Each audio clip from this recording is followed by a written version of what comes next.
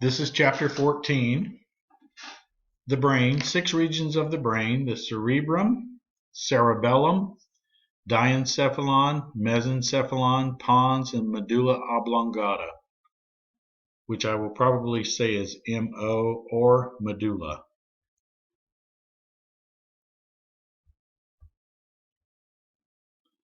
There is a video I'd like you to watch. It's called Jill Bolt, A Stroke of Insight. It's about 18 minutes. You can find it on TED Talks. Pull it up. It's a wonderful video to watch. The brain, or the cerebrum. Now think about this. The cerebrum is the smaller word, but it's the bigger part of the brain. The other part of the brain is the cerebellum. That's a bigger word, but it's the smaller part of the brain. So this whole area right here is called the cerebrum. Don't worry about all the little things right here yet, but just remember there's a big part, the cerebrum, and a small part, the cerebellum. The cerebrum is controlling higher mental functions. It's divided into a right and left hemisphere. So it has 2 sides. The surface layer is gray matter, which is the cell bodies of the neurons. The white matter would be guess what? The oligodendrocytes and the myelination inside the brain.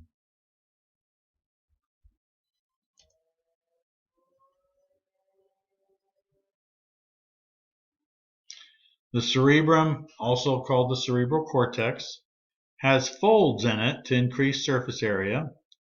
Elevations in these folds are called ridges, not really ridges, but they're called gyri or gyrus.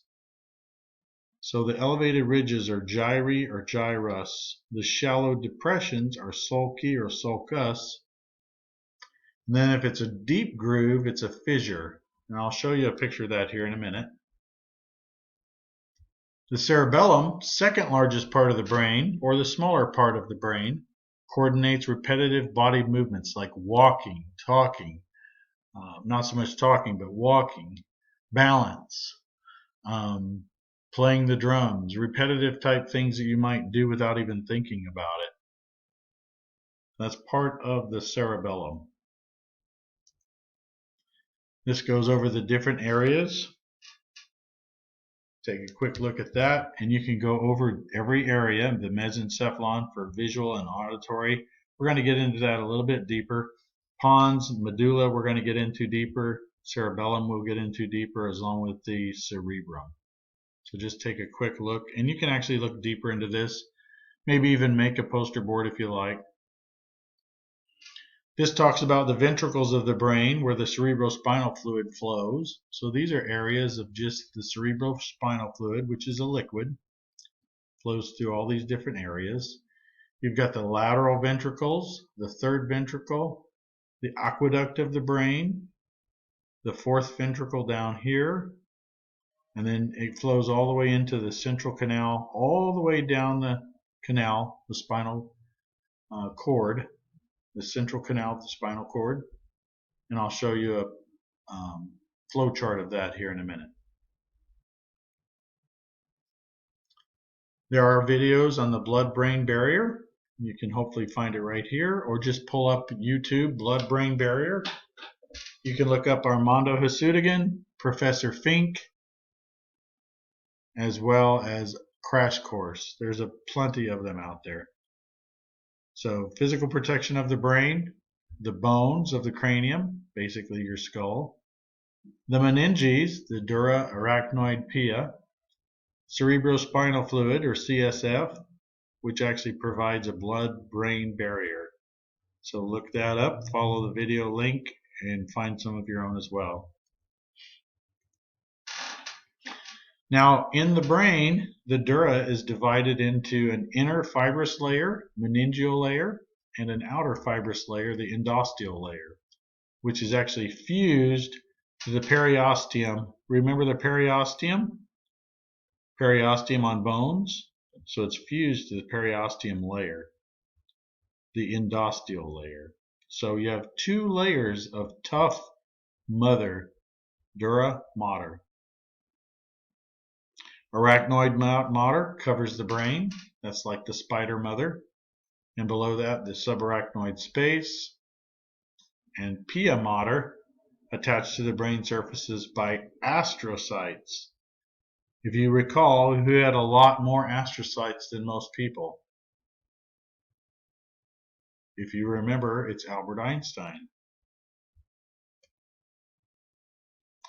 The functions of the cerebrospinal fluid: it cushions delicate neural structures, supports the brain, transports nutrients, chemical messengers, and waste products. It also provides a sterile environment for the brain.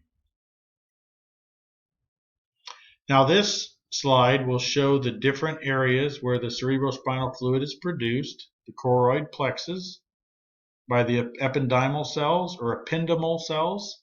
There's two different ways to say it: ependymal or ependymal cells.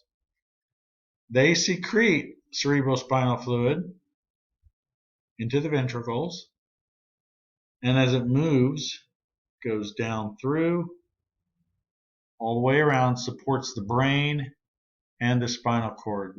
So it makes the brain and the spinal cord buoyant. So like if you're going to lift up a rock in the water, you could lift up a bigger rock in the water than you could just on dry land, because the water will make it buoyant, make it float a little bit, if you want to consider it that way. In this area right here, where the cerebrospinal fluid goes out or exits, so it's produced here. You'll look over here, it says 500 milliliters a day. So it has to relieve 500 milliliters a day in these little areas called arachnoid granulations. So right here, the arachnoid granulations will dump the cerebrospinal fluid that's overflowing into the superior sagittal sinus, which is the venous blood supply. There's just a close-up picture of the same thing. You can look at this on your PowerPoint longer than what I show it. So have your PowerPoint looking up and you can follow along. This right here, we'll talk about the blood supply to the brain, the internal carotid, the vertebral arteries.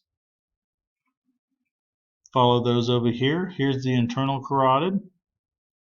You've got the vertebral artery and vein in through here. Over here you've got the internal jugular.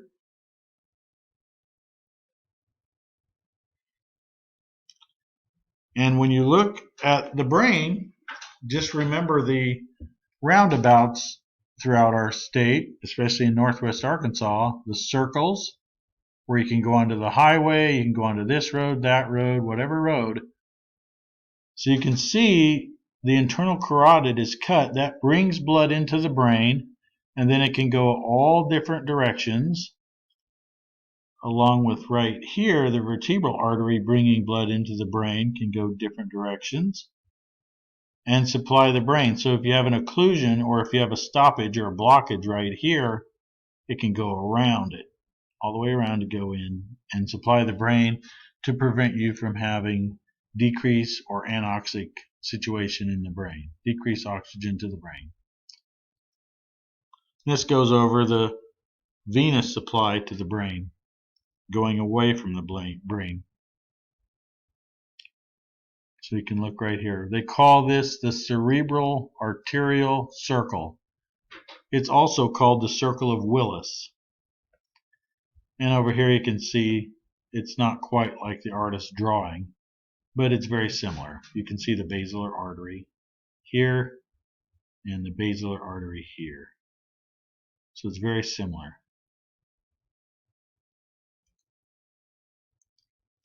Medulla oblongata allows the brain and spinal cord to communicate, coordinates complex autonomic reflexes, controls visceral functions. There's nuclei in the medulla. Autonomic nuclei control visceral activities. So say your heart, lungs, as long as you're not the one breathing in and they're just doing it automatically like in your sleep. Sensory and motory nuclei, the cranial nerves come in and go out. Relay stations, sensory and motor pathways. Now, the autonomic nuclei of the medulla oblongata has what's called a reticular formation, regulates the autonomic functions. You also have a reflex center, controlling peripheral systems, cardiovascular, cardiac center, part of the cardiovascular, controlling blood flow through the peripheral tissues, and respiratory rhythmicity centers. This is your pace of breathing. So if you damage the medulla oblongata, like say that someone gets their neck broke diving into a pool and fractures the dens of C2 into the spinal cord. Do you remember the dens of C2? There's atlas above holding up the skull, axis below with the dens. If that were to fracture, auto accident, diving into a pool, hanging, any of those things, the person has a high chance of dying because the cardiac center and the breathing stops. Christopher Reeve broke his cord, I believe, below there. Severed his cord below that region. So he would have died pretty much instantly if he would have severed it at that region. The pons links the cerebellum with the mesencephalon, diencephalon, cerebrum, and spinal cord. Sensory and motor nuclei of the cranial nerves 5, 6, 7, and 8 come out of the pons. I don't ask you those particular questions, but do some research on these and follow along. Maybe even pull up a YouTube video of the pons, an explanation of the pons. The pons is involved with apneustic center or pneumotaxic center. These basically modify respiratory rhythmicity center activity. And I'll go over these two things here in the next slide. There are also nuclei and tracts that process and relay information to and from the cerebellum. Ascending tracts going up to the brain, descending tracts going from the brain down, and transverse tracts going from side to side. Like it says right here, link nuclei of the pons with opposite cerebellar hemisphere. So a pneumotaxic center, I'm not asking you to remember this, but I'm just telling you what it is, coordinates the transition between breathing in and breathing out, so inhalation and exhalation. Sends inhibitory impulses to the inspiratory area to tell it to stop breathing in. The pneumotaxic center is involved in fine-tuning of respiration rate. So the fine-tuning of the respiration rate. Apneustic center coordinates transition between breathing in and breathing out. Sends stimulatory, so this one up here is inhibitory, this is stimulatory. Activates and prolongs inhalation, like a long, deep breath, like, for instance, you yawning. So you can have a person who is brain dead that will take a yawn and you think that their brain is awake, but it's actually just the apneustic center taking a yawn or a long, deep breath. Now the apneustic center can be overridden by the pneumotaxic center control from the apneustic area to end inspiration. There's some pictures of the different nucleus. You can do some research on these. You've got the solitary nucleus, the nucleus cuneatus, nucleus gracilis, reticular formation, and of course the lateral white column, cardiovascular centers, and the olivary nucleus. It is not green like an olive. They just have colored it green. None of these have colors. It's just a region of the medulla oblongata and the pons. Look these over. It'll talk about the reflex centers. Look these over as well. Structures of the cerebellum. So this is the small part of the brain. Purkinje cells are very important. Large branch cells found in the cerebellar cortex. Cerebellum. This is crazy. Receives input from up to 200,000 synapses touching each Purkinje cell. The arbor vitae, tree of life. So arbor